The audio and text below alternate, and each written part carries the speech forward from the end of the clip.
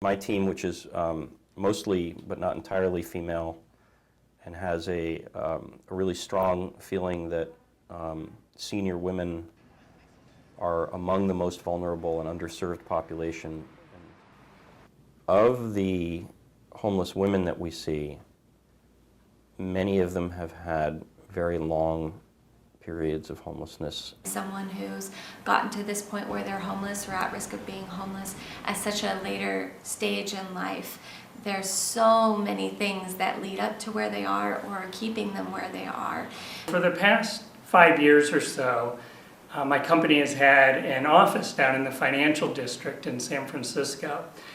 And I would walk to work or, get off the bus and come into work every day, and I would just see so many older homeless women around on street corners and, basically in our neighborhood. A couple months after I sort of started this investigation, I ran into the mayor on the street and I asked him, what's the deal? What's going on with this in San Francisco? And he said, yes, we provide services to about 6,000 homeless people a day, but this population that you're talking about is really one that has fallen through the cracks. It's just such a small population, and they have such unique needs, is that we're really not geared as a city to handle it. I stopped to talk to an older homeless woman one day who I kept seeing on the same street corner for, months and months at a time.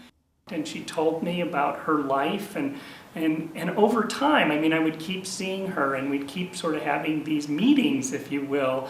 And, I learned so much about what it's like to be, that age and to be a woman and to be homeless.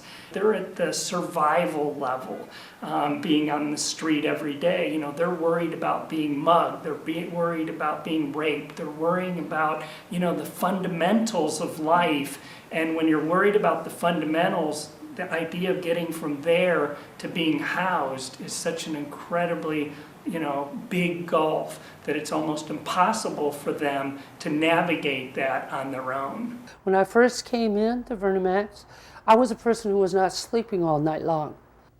The reality was I didn't feel safe. She'd lived in single-room occupancy hotel before, but felt very unsafe there. She felt very vulnerable, and she was preyed upon by other people. And I came and I talked with Haley about it, and she says, well, maybe we can find you someplace else. I feel more peace in my life at this age than I ever felt in my whole life. I come in here and I'm laughing. I'm enjoying my life. That's a big difference. Than the very first day I come in here, that's a huge difference.